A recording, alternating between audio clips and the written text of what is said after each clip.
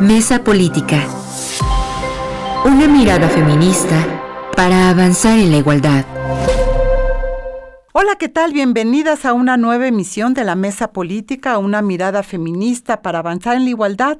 Yo soy Lucía Lagunes Huerta y el día de hoy con nuestras panelistas hablaremos sobre esta marcha que el día 10 de mayo se realizó en la Ciudad de México, como en 14 ciudades más de nuestro país, de las madres buscadoras demandando lo que han venido haciendo en 13 años, que es ser escuchadas, buscar y encontrar a sus seres queridos. Y para hablar de esto será parte de nuestro análisis, así como el matrimonio entre niñas y niños a partir precisamente de este video que se volvió viral en las redes sociales.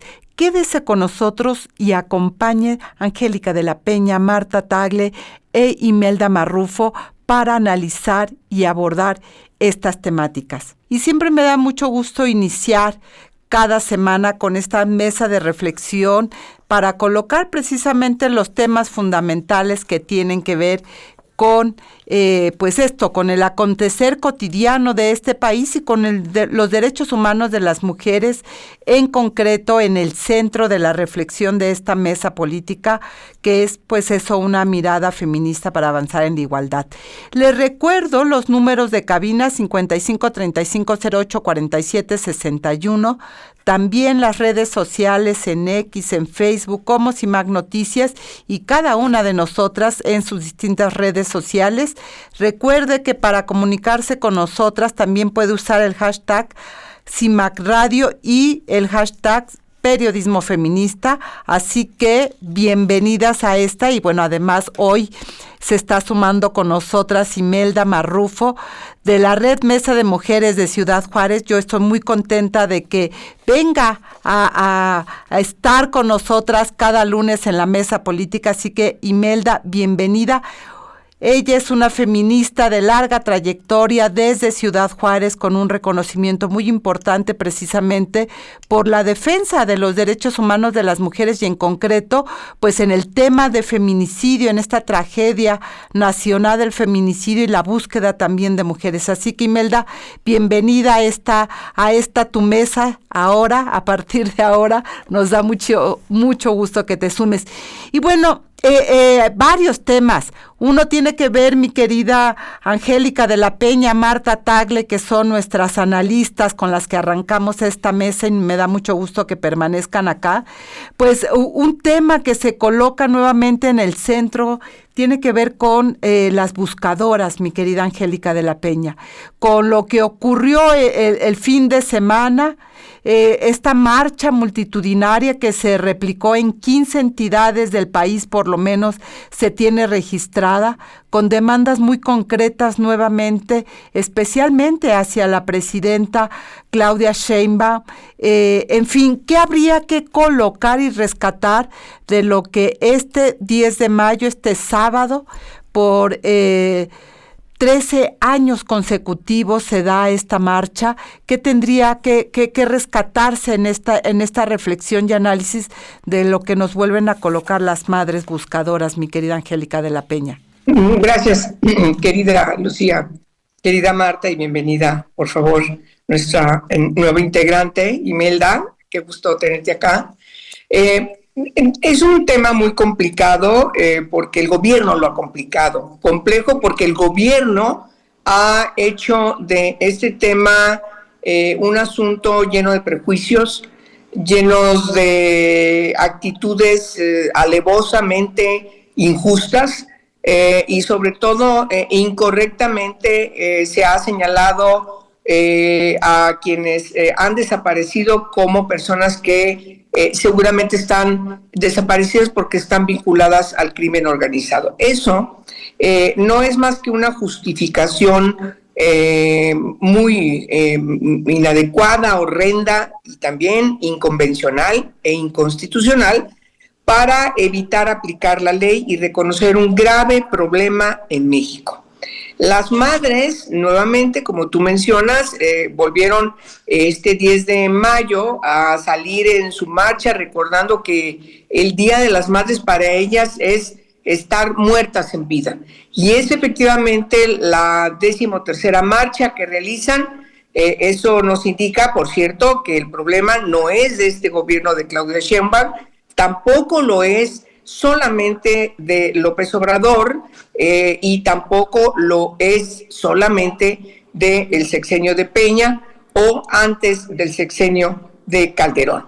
Es un problema que se viene arrastrando desde hace 3, ahora el 4º sexenio, de manera mucho más tremendo, porque resulta que desde que la presidenta Claudia Sheinbaum preside México, pues hay un poco, casi 8,000 personas desaparecidas en estos meses que lleva ella gobernando. Y en el caso de López Obrador, además de lo que heredó de López y de Peña, también hay más de 50,000 personas desaparecidas durante su sexenio.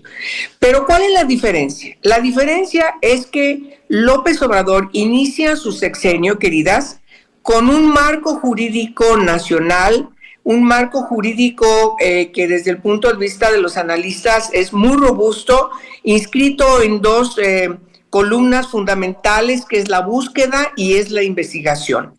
La búsqueda que tiene que realizarse de manera inmediata, como ya lo hemos mencionado en otros programas, y la investigación que corresponde a los ministerios públicos, tanto federal como de las entidades federativas. ¿Por qué las madres marchan? ¿Por qué las madres? ¿Por qué no otros miembros de la familia? ¿Por qué las madres? Porque cada vez son más altas las cifras de desaparición forzada de personas jóvenes.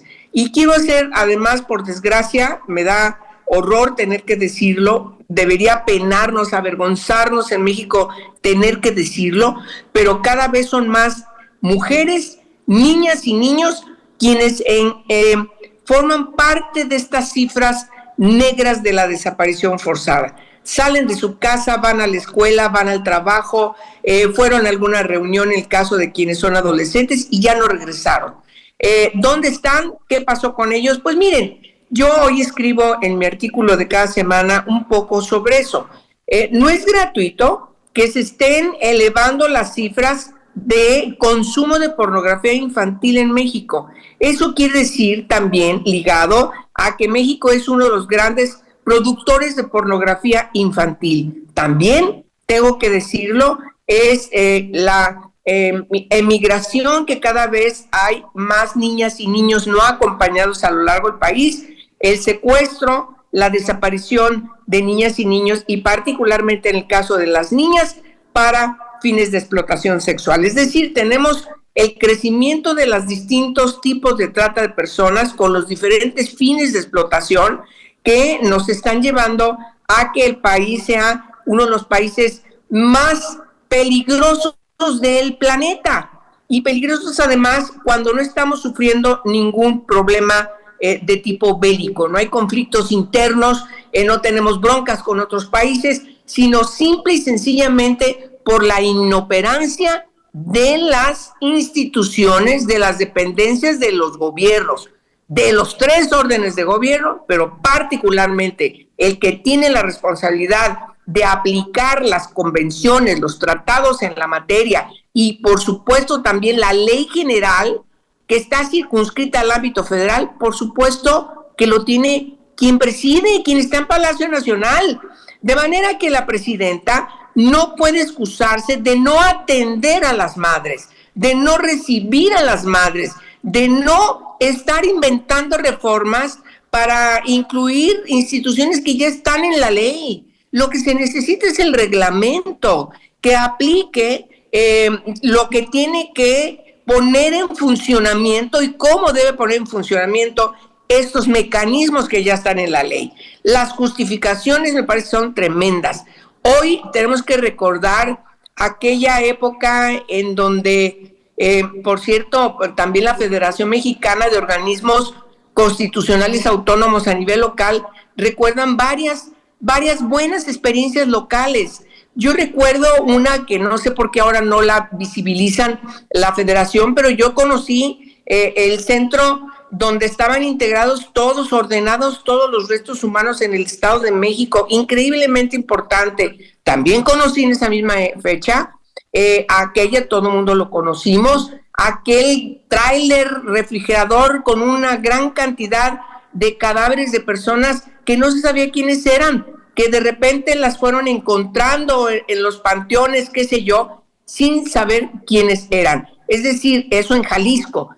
Tenías esos dos ejemplos, la inoperancia y los otros que estaban haciendo lo que debían hacer a partir del protocolo de búsqueda. De tal manera que eso no ha cambiado, se ha agravado porque encontramos que no se aplica la ley, no se aplica, no conocemos que se estén dedicando a analizar todos los restos humanos que están en las fosas comunes, particularmente de aquellos municipios, de aquellos territorios que están gobernados o cogobernados por la delincuencia organizada, porque también ahí los desaparecen. Es decir, sí hay condiciones terribles que nos recuerda esta marcha de madres que por desgracia tenemos que estar dando cuenta de que se realiza nuevamente en nuestro país el pasado 10 de mayo. Y que va a seguir, esto es claro, es decir, la manifestación, la presencia pública de las madres el 10 de mayo,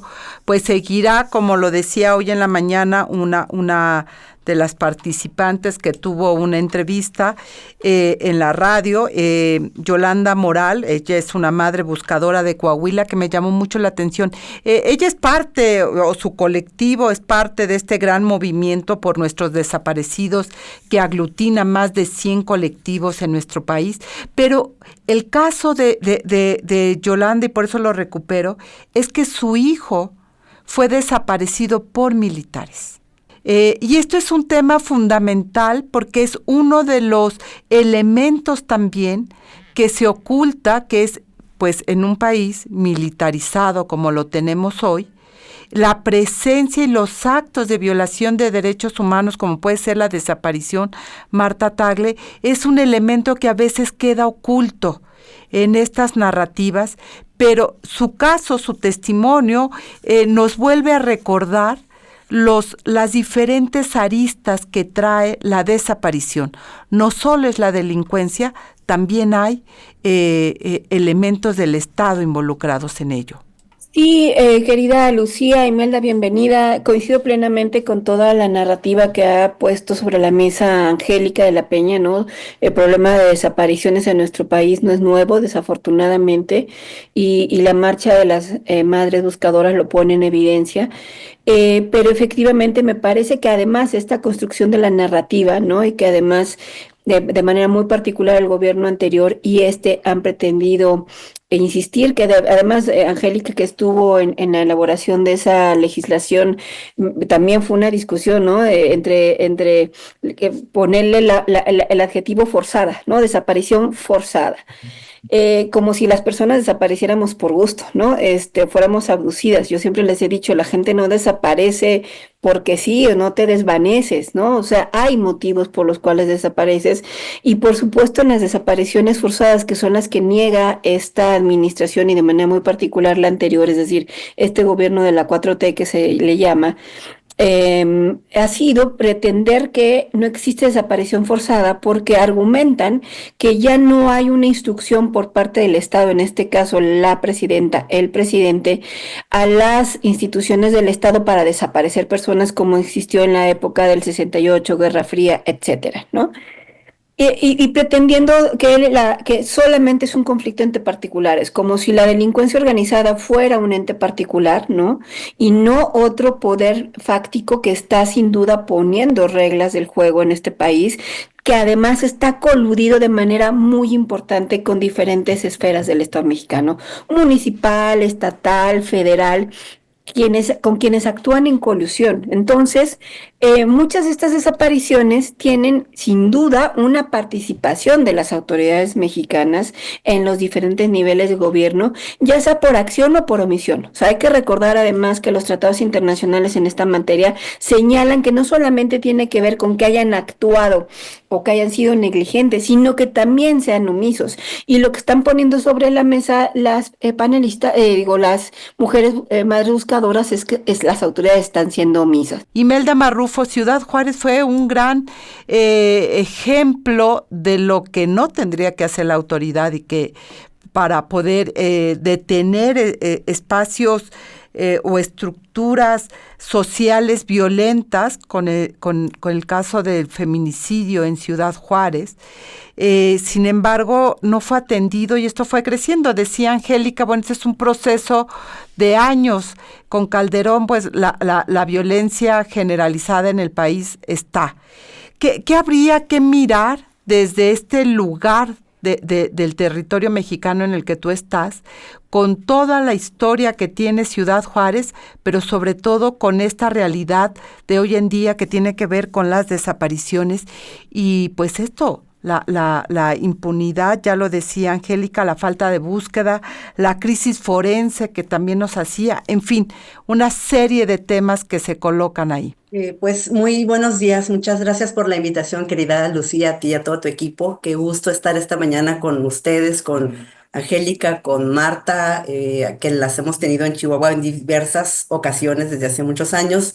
Angélica nos ha acompañado incluso a Campo Algodonero, así que yo les saludo con afecto y por supuesto también a Alma Margarito Ceguera, que seguramente nos está escuchando en algún punto de su ciudad, del lugar, y también le mando un saludo afectuoso. Así que esperando que quienes nos escuchan, nos siguen en la transmisión, nos compartan en las redes, si me permiten, sería maravilloso. Y también nos etiqueten y etiqueten a las personas y espacios de quienes hacemos referencia, me parece que sería muy útil para poder ampliar la conversación. Dicho lo cual, Lucía, yo quisiera, contestando un poquito lo que tú me preguntas y sumado a lo que ha comentado Angélica de la Peña a propósito de la marcha del 10 de marzo, yo quiero mencionar algunos aspectos importantes. Uno de ellos es que en realidad, y también quiero sumar la respuesta que ha dado Gersmanero en los últimos días atrás, ustedes mismas hace un poco más de un mes analizaban todo el tema de Rancho Izaguirre y por supuesto que yo me sentía muy reflejada en las palabras y la molestia de Angélica de la Peña cuando hacía referencia al caso.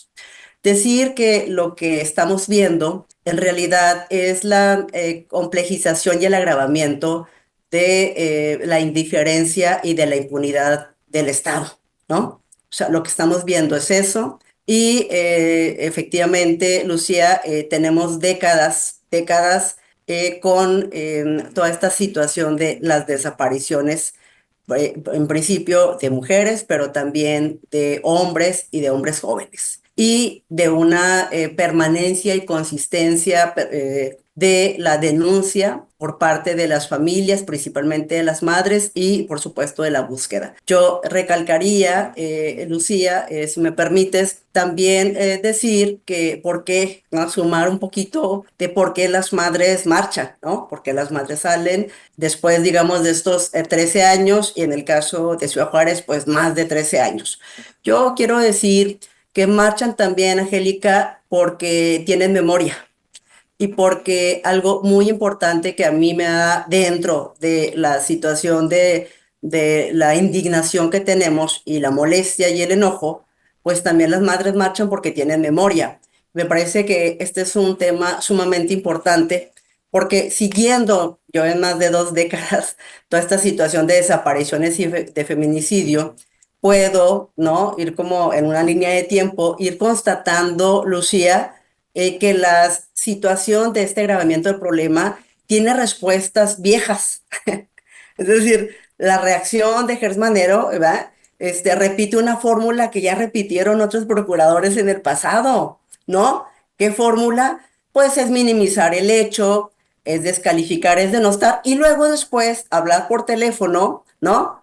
buscando, digamos, un tono más conciliador y mediador para decirle que les tengan confianzas, pero ese mismo señor, esos mismos personajes, al momento de que se presenten ante una corte, ¿verdad? En alguna denuncia, por supuesto, de las que ya hay, pues dirán lo que ha dicho esta persona, ¿no? Ante los medios de comunicación, que no se trata de un asunto de esa gravedad y bueno, todo lo que ya repitió en la conferencia mañanera. Entonces yo decir que lo que estamos observando son las mismas respuestas que siempre hemos tenido, pero también lo que estamos observando en el sentido positivo dentro de lo que la indignación nos genera es la memoria de las madres y lo que todas las autoridades y gobiernos de todos los tres niveles de gobierno habidos y por haber en más de 2 décadas le apuestan es al olvido y le apuestan al cansancio, le apuestan al desgaste, pero también, aunque no lo digan,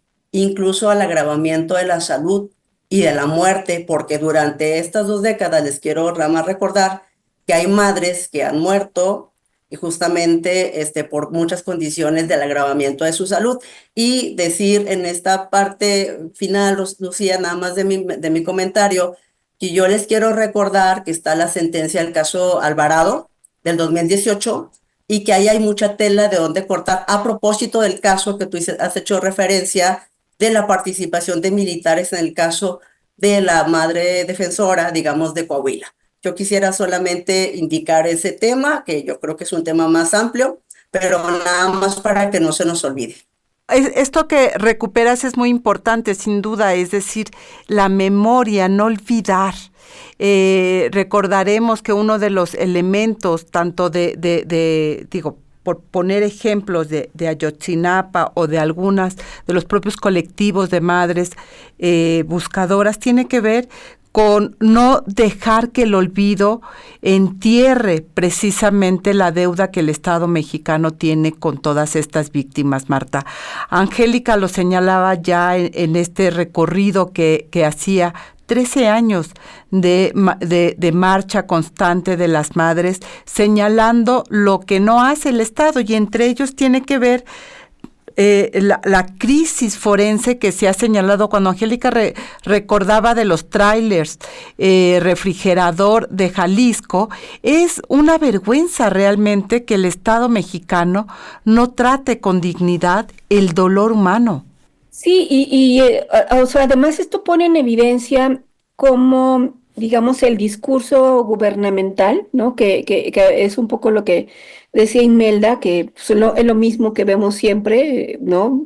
Hablan del compromiso, hablan de lo que van a hacer, contrasta con la realidad, ¿no? O sea, el tema de los trailers es, digamos, como pues la peor manera de ver, de imaginarte dónde está, ¿no? La posibilidad de que un familiar tuyo se encuentre ahí y que además tengan meses, años sin que haya las coincidencias para poder encontrarlo y tú lo sigas buscando, es tremendo, ¿no? Pero habla justamente de toda esta cadena de omisiones en las cuales las autoridades se niegan a reconocer que tienen una responsabilidad. Es decir, parece que ellos no fueran responsables de eso, o te digo, se lavan las manos diciendo no es desaparición forzada, es desaparición de otro tipo, cuando también el que no estén acabando con la impunidad que hay en temas de desapariciones permiten que estas desapariciones se sigan dando. Por eso es muy importante señalar que cuáles son las demandas centrales que las madres buscadoras ponen año con año en esta marcha, que además a mí me encanta, digo, no el motivo por el cual se manifiestan, pero sí el que hayan retomado esta fecha para marchar, porque es buscar resignificar el día, ¿no? O sea, recordemos que el 10 de mayo fue creado justamente como una idea conservadora en contra del feminismo, pero ahorita no me voy a meter en eso, pero ellas están resignificando la fecha para poner una serie de demandas donde justamente está este tema de decir, a ver, autoridades, tú tienes responsabilidades y por supuesto que si no actúas, las desapariciones se van a seguir dando. Una, la verdad y justicia. Creo que cualquier persona tiene derecho a saber qué pasa a sus hijos, dónde están, a sus hijos, familiares, personas desaparecidas, dónde están, ¿no? La búsqueda efectiva, ¿no? Lo que ya comentaba Imelda con respecto al procurador, ¿no? Se ven ahí largas, echan la bolita entre una fiscalía y la otra, y las que están buscando son las madres, ¿no? Protección y apoyo. ¿Cuántos casos de mujeres, madres buscadoras hemos visto amenazadas y asesinadas por estar haciendo algo que le corresponde hacer el Estado? Reparación, que va desde el poder reparar directamente, pero también a nivel de la comunidad lo que está pasando, medidas de no repetición, y ahí es donde insisto, por las omisiones y negligencia y colusión de las autoridades del Estado, las desapariciones siguen sucediendo, no se están tomando medidas para que se eviten. Que haya políticas del Estado que se implementen para abordar la crisis de desapariciones en México, que se dejen de echar la culpa, que no haya una actuación, y que además sigan intentando minimizar el asunto.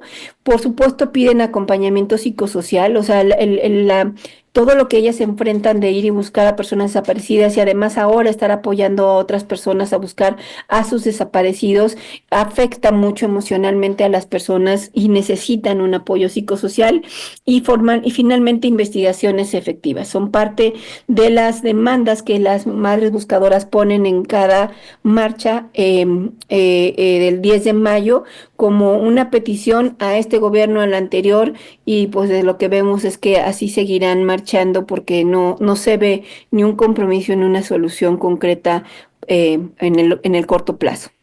¿Con qué idea cerrarías, Angélica de la Peña, precisamente este segmento del programa con el tema que hemos colocado? Bueno, pues yo creo que es muy claro lo que podemos estar todas de acuerdo, es de que se cumpla con la ley. Si quienes están obligadas a aplicar la ley no lo hacen, están en una falta frente a un delito que es una grave violación a los derechos humanos y por lo tanto es una falta grave. Además, México forma parte de 2 tratados internacionales, tanto la Convención Interamericana contra la Desaparición Forzada como la Convención Internacional de Naciones Unidas para la búsqueda de personas que están desaparecidas de manera involuntaria. Por eso creo que no hay que darle vuelta a la hoja, buscar pretextos. Está muy claro, si quienes tienen que aplicar la ley no lo hacen, están en una falta muy grave y lo único que propician es un estado de impunidad como el que está viviendo a lo largo y ancho del país. Hoy nos amanecimos con una gran cantidad de asesinatos en diversas partes del país. Y la semana pasada igual, la antepasada igual, el año pasado, bueno, a ver, yo no creo realmente lo que nos dice García Harfuch de que han decrecido en alrededor de un 20% los homicidios dolosos. Yo creo que no. Yo creo que por el contrario, hay mayor impunidad en el país y quienes se mueven por aquiescencia, tenemos el caso muy claro de la participación de soldados, de policías de los 3 órdenes de gobierno que desaparecen de manera forzosa, pero también hay aquiescencia del Estado. Funcionarios de todo nivel que no solamente policías, presidentes municipales, agentes municipales, gobernadores, que saben que han desaparecido, que siguen desapareciendo, que hay estados totalmente controlados por la delincuencia organizada y que funcionan por la aquiescencia del Estado. Eso es desaparición forzada. Y México es un claro ejemplo de desaparición forzada por aquiescencia, no solamente por participación directa. De manera que, pues hay que seguirles diciendo, exigiendo que lo que tienen que hacer es cumplir con la ley. La ley es muy clara, Lucía. La ley está hecha por las familias, por los colectivos, por los expertas y expertos en el ámbito internacional. Tuvimos a la Cruz Roja Internacional sentada ahí, por supuesto al relator, a la Comisión Interamericana, a Naciones Unidas. Perdón, estuvo Derechos Humanos de Naciones Unidas sentado allí con nosotros, redactando con lápiz en la mano y finalmente con un grupo importante de funcionarios, una comisión amplia donde discutíamos con todos los consejeros jurídicos de las principales instituciones, por supuesto del presidente Peña también, de la PGR, de Gobernación, para redactar la ley. Todos estamos de acuerdo, cuando menos hasta allí, ¿Qué pasa con el siguiente sexenio? Pues le valió un comino. Y ahí... Pues es ese problema. Claro, y ahí tendríamos todavía tela de dónde cortar, mi querida Angélica. Este es un tema que no agotamos en un programa. Y miren, déjenme, vamos a hacer un pequeño giro, pasaremos de las desapariciones a hablar de otro tema que también se colocó la semana pasada a través de redes sociales, que es este matrimonio en Guerrero de 2 niños de 12 años. Otra vez la autoridad, ¿verdad? Dice, no, yo no di permiso. El presidente municipal de aquella zona dice, yo no di permiso, pero estaba toda la comunidad ahí, que es una forma, esta parte social de aceptar algo que está prohibido por la ley, mi querida Marta, que es el matrimonio de niñas y niños menores de 18 años. Pero esto nos vuelve a colocar pues los retos que tenemos como país en medio de esta crisis de seguridad, en medio de esta crisis de desapariciones, mi querida Marta Tagle. Sí, fue como tú bien comentas, cuando vimos la nota, todas pues opinamos que teníamos que hablar sobre el tema porque efectivamente no era, o sea, era un matrimonio con todas las de la ley, digamos, en el sentido de que vestido blanco, el niño en traje, no, la fiesta como un matrimonio, tú dices, a ver, son 2 niños, ¿no? O sea, ¿en qué momento podemos estar festejando que 2 niños tengan una fiesta en grande por un matrimonio a los 12 años? Sí, tremendo, porque me parece y también ahí nos costó mucho trabajo legislar al respecto, pero finalmente, a partir del del año 2020, está prohibido el matrimonio infantil en todo el país, ¿no? O sea, es algo que a pesar de las resistencias, porque ha habido comentarios, ¿no? Que los niños se quieren casar, ¿no? Que qué pasa con las relaciones antes de la mayoría de edad, ¿no? En fin, muchas resistencias, por ejemplo, el tema es un tema cultural y por lo tanto no podemos prohibírselo. Y entonces hubo mucha resistencia y por eso digo que nos tardamos mucho en finalmente legislarlo y que quedara prohibido en el 2020, pero sigue siendo un problema persistente, entre otras cosas por lo que tú comentabas ahorita, Lucía. El asunto es que parece ser que pues solito se va a regular, ¿no? O sea, ya quedó en la ley, pero pues, a ver quién lo hace cumplir la ley, ¿no? Y eso no puede ser así, o sea, tiene que haber una política pública derivada de esta prohibición. Simple y sencillamente prohibirlo en la ley no va a cambiar la realidad y eso implica una serie de políticas públicas. Déjame decirte que, de acuerdo a datos de Save the Children, hay más de 313,000 niñas, niños y adolescentes entre 12 a 17 años en uniones conyugales informales. Las entidades con mayor número de casos son Estado de México con 33,000, Chiapas con 25,000, Veracruz con 24,000, números redondos, Puebla 20,000, Guanajuato 18,000. ¿Y qué consecuencias tiene el matrimonio infantil? Por supuesto, el abandono escolar, particularmente en el caso de las niñas casadas unidas que dejan de asistir a la escuela, ahí se interrumpe su educación. El embarazo temprano, tenemos en México un tremendo problema que también ese es un tema para la mesa, ¿no? Todo el tema de la estrategia de embarazo adolescente que sigue sin funcionar, estos datos no han disminuido y también es una consecuencia de los matrimonios y de las uniones conyugales entre niñas y niños y por supuesto la violencia de género, ¿no? Porque además hay que decirlo que en este caso del video que se hizo viral, pues se trataba de 2 niños aproximadamente de la misma edad, ¿no? Pero la mayor parte de estas uniones se trata de personas mayores, hombres mayores con niñas, las que se están casando. Y por supuesto, entonces ahí hay un tema de mayor riesgo de violencia de género, aparte pues de toda la imposición que le ponen a estas niñas, ¿no? Cultural. Y dentro de los orígenes, finalmente con esto terminaría mi comentario, que es lo que yo creo que justamente se tiene que atender desde el diseño de la política pública. Sin duda hay que decir que dentro de el tema del matrimonio infantil, por supuesto, hay factores culturales y sociales, ¿no? Sabemos que hay en algunas comunidades que se considera una tradición arraigada y que no va a modificarse simple y sencillamente porque está en la ley. Coincido con otros comentarios que ha hecho Angélica, que la ley es la ley y se tiene que cumplir, pero justamente para que esa ley funcione se tiene que ir y trabajar con las comunidades para evitar que se siga generando esto, y desde la educación, pues me parece que es un tema que no se ha tratado de manera profunda. Por supuesto, la pobreza y la falta de oportunidades, la falta de aplicación de la ley y el tema de las uniones informales, porque ahora el efecto que tenemos es que si bien no hay matrimonios formales, hay uniones de tipo informal que siguen repitiendo los mismos patrones: violencia,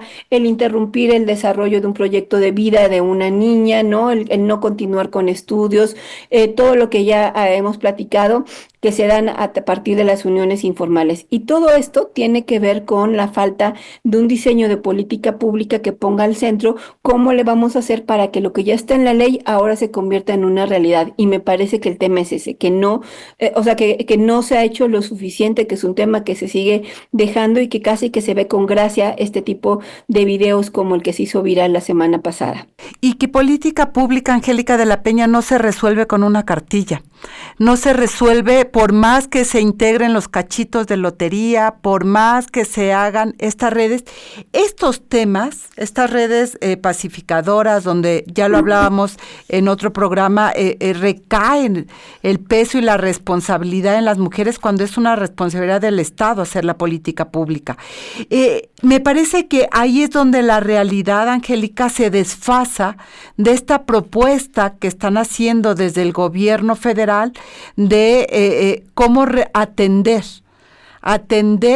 y no resolver las cuestiones estructurales, sino atender, y a veces me da la impresión hasta de maquillar algunas realidades para decir que esto cambia, pero en el fondo no cambia, mi querida Angélica.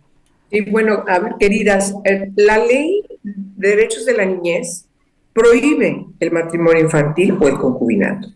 Se reformó el Código Federal para prohibir el matrimonio infantil y concubinato. Todos los congresos locales modificaron su Código Civil también en ese sentido. Ahora resulta, el año pasado, que presentan una iniciativa, porque hay mucha preocupación con el tema, ¿sí?, el 2 constitucional para prohibir el matrimonio infantil y concubinato, ahora específicamente señalando los pueblos indígenas, porque esa es la materia del artículo 2 de la Constitución. Por favor, sabemos dónde está el problema, todo mundo lo sabe. Son los usos y costumbres de autoridades que se pasan la Constitución por el arco del triunfo. De manera que sí es necesario poner el dedo en la llaga, querida Lucía. Es decir, no permitir que las autoridades municipales o de las agencias municipales de todas estas comunidades, llámense como se llamen, ciertamente asuman responsabilidad legal al permitir o al ser omisos al permitir que ese tipo de matrimonios o concubinatos se den. Porque además hay algo, y me uno a lo que ha dicho Marta, hay un asunto de trata, porque los padres venden a las niñas por el trueque del dinero de mercancía, de alcohol, qué sé yo, o animales de granja. Entonces estamos contra un problema que no es nuevo, que le damos la vuelta porque la gobernadora de Guerrero, el gobernador de Oaxaca, el otro gobernador, la otra gobernadora, todos de todos estos estados que mencionó Save the Children, simplemente se hacen como que la Virgen les habla. Esa es la verdad. No hay manera de que se excusen de cumplir con la Convención de Derechos de la Niñez, con la ley de sus derechos y garantizar lo prioritario para las niñas: salud, educación, cultura, ocio, y que tengan un proyecto de vida, que sean lo que quieren ser. Ese es el asunto que tenemos que discutir, porque esas niñas no tienen condiciones para aspirar lo que quieren ser. Se les trunca la vida, y yo creo que qué bueno que tocas este tema aquí en este programa, en esta mesa política, pero hay que decir las cosas como son. La autoridad se hace pacto con la ley, con la Constitución y con todo. No, en eso estamos de acuerdo. Creo que la mesa ha sido muy clara en decir, tenemos una ley para abatir la desaparición forzada, la autoridad no la está acatando. Tenemos estas leyes para proteger los derechos de la infancia, de niñas y niños, la autoridad no lo está acatando. Hemos hablado del tema de violencia feminicida, ahí hay una orfandad por feminicidio y tampoco la autoridad, y bueno, hay un protocolo que hizo el INMujeres, en fin, pero que la autoridad no termina, mi querida Imelda, de asumir la tarea que le corresponde, y te pediría en 2 minutos cerrar una primera idea y recuperamos en el siguiente segmento. Gracias, Lucía. Sí, decir que esta situación y esta complejidad, Lucía, pues tampoco es nueva.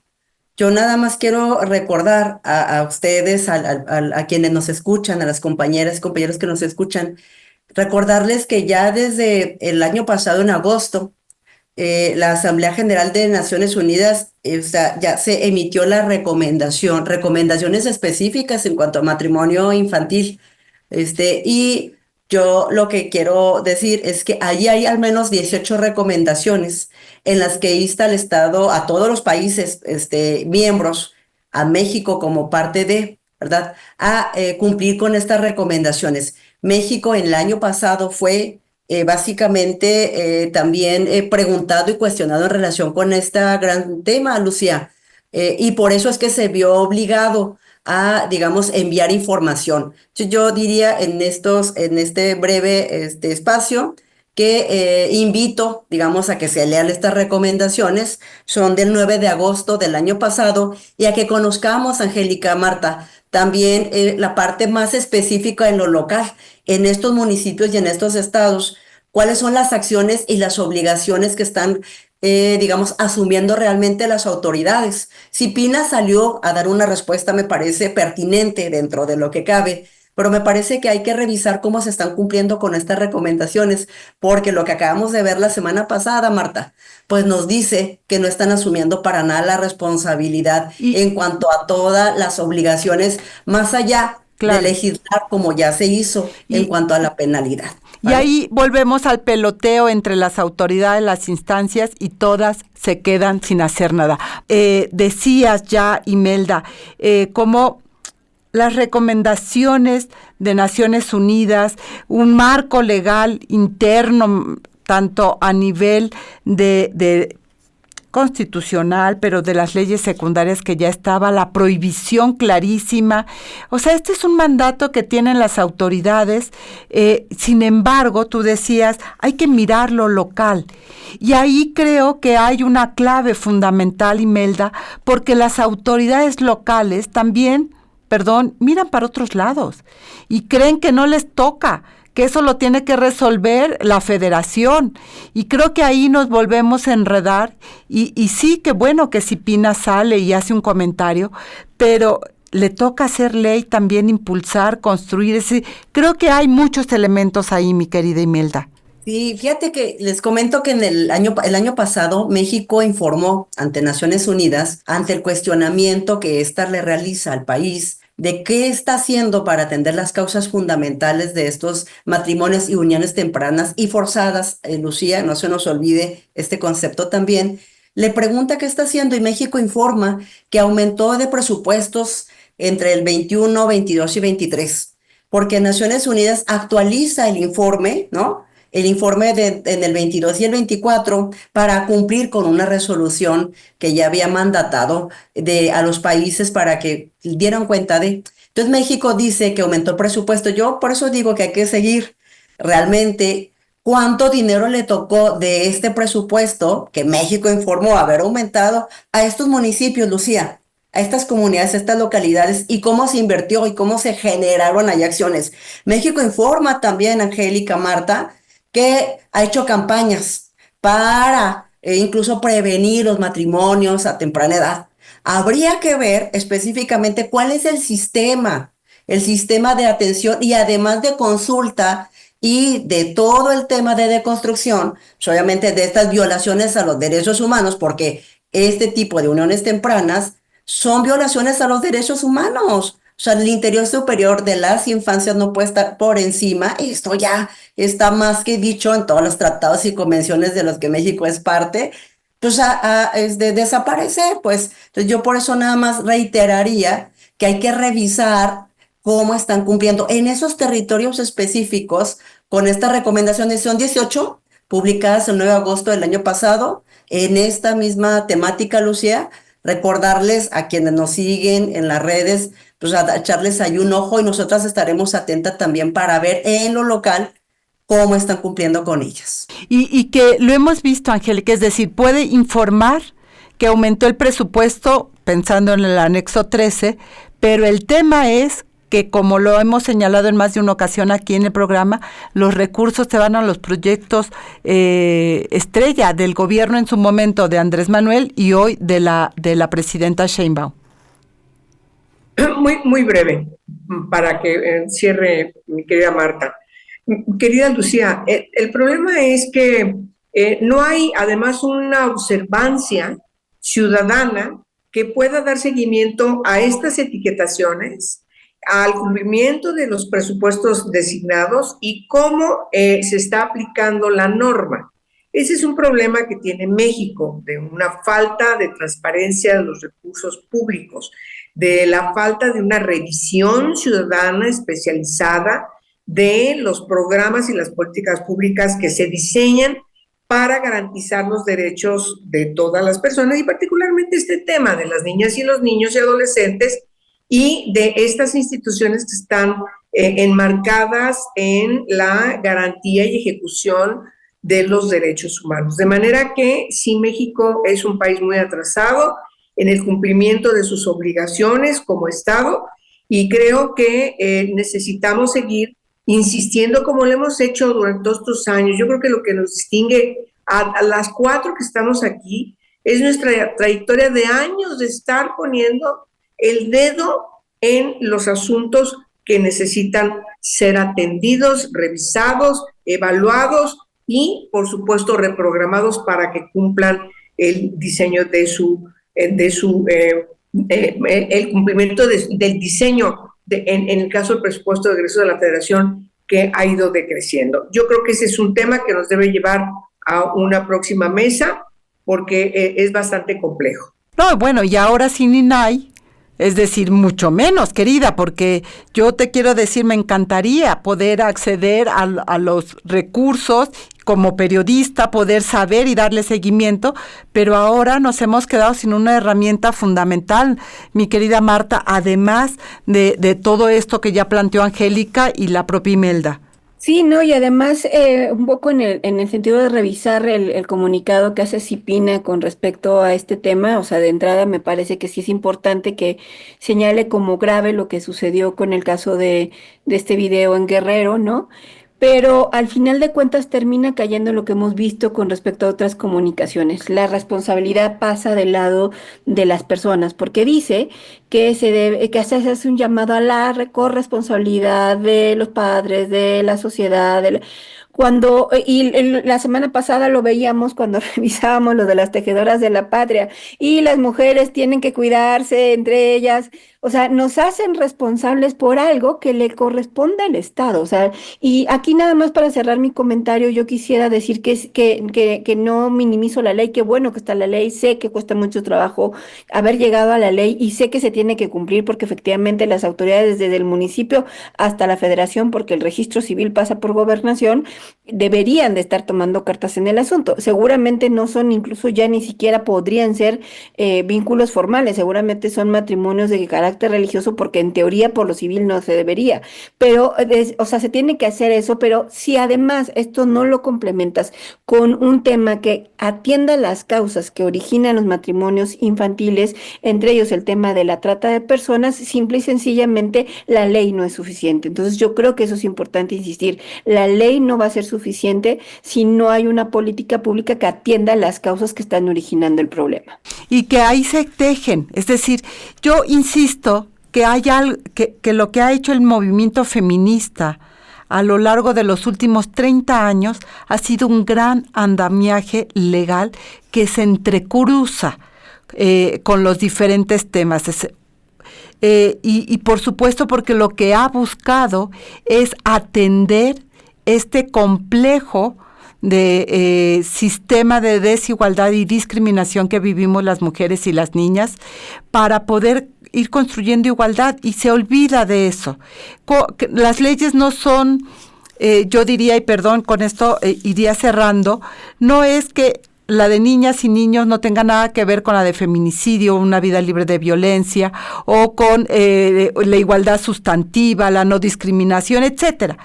Tienen que ver, pero el problema es que se ven aisladamente y no se miran en su integralidad, y creo que es ahí uno de los temas que vemos una y otra vez. Y pareciera ser que como son leyes generales, federales, es problema de la federación y yo municipio no tengo nada que ver ahí, eso es de la federación, y no es así. Les compete, y como ya lo decía Angélica de la Peña, nos toca a la ciudadanía exigir que esto se cumpla. Y creo que son de los temas que por eso esta mesa existe, porque si no pasan de largo, se vuelven anécdota. Se vuelve, como lo decías, Marta, algo gracioso. Ves el video en Facebook y hay curiosito, pero no se logra profundizar y colocar en el lado que debe de colocarse, que es la responsabilidad de las autoridades para cumplir con los derechos humanos de niñas, niños y adolescentes en este caso. No es gracioso, no es una responsabilidad solo de los papás, de las mamás, sino la autoridad que está haciendo para que esto no se repita. Creo que son parte de los temas, como en el caso de desaparición, tiene todas las herramientas, pero no está haciendo uso de ellas, y más bien busca patear el bote, como se dice, ¿no? Para ver a quién le queda, y ahí nos perdemos. Gracias a las tres por estar esta mañana, gracias a la audiencia por habernos acompañado a lo largo de esta emisión, aquí en esta mesa política, donde pues seguiremos tocando esto y otros temas para no perder la memoria, como decía Imelda, ¿no? No perder lo que tenemos que seguir trayendo aquí para recordarle a la autoridad lo que le queda por hacer. Una última frase cada una en menos de un minuto para ir cerrando y concluir este programa. Imelda, empezamos contigo y cerramos con Angélica de la Peña. Sí, Lucía, nada más, obviamente seguir alentando a que, pues así como lo estamos haciendo, compartir este programa, la información que estaremos dando, digamos, los lunes, y importante que la memoria no desaparezca. Eso por cuanto hace todo el acompañamiento con las madres buscadoras. Y segundo, de este gran segundo tema que abordamos esta mañana, decirles que nada más recordar que México ocupa el segundo lugar a nivel regional de los países que en América Latina, donde tiene más uniones tempranas, digamos, después de Brasil, y a nivel mundial entre el 8º y el 10º, con esta situación. Nada más como para no perderlo. Marta Tagle. Solamente insistir en que desde la sociedad civil organizada, desde la academia, desde las mujeres que estamos en la política, se ha venido construyendo una serie de propuestas, de políticas, de leyes que me parece hoy más que nunca importante resaltar que no se pueden echar en saco roto, que si se quiere gobernar, esas leyes tienen, ahora sí que no hay que inventar el hilo negro, ahí está el diseño de la política, que tienen que echar mano de estas organizaciones, de estas personas, de todo lo que se ha construido, y que solamente así vamos a lograr reconstruir el camino para alcanzar la igualdad. De otra manera, todo va a seguir quedando en el discurso y en la narrativa, y vamos, en lugar de avanzar, retrocediendo en materia de igualdad sustantiva entre mujeres y hombres. Angélica de la Peña. El Sistema Integral de Protección de los Derechos de Niñas, Niños y Adolescentes, CIPINA, es una estructura piramidal.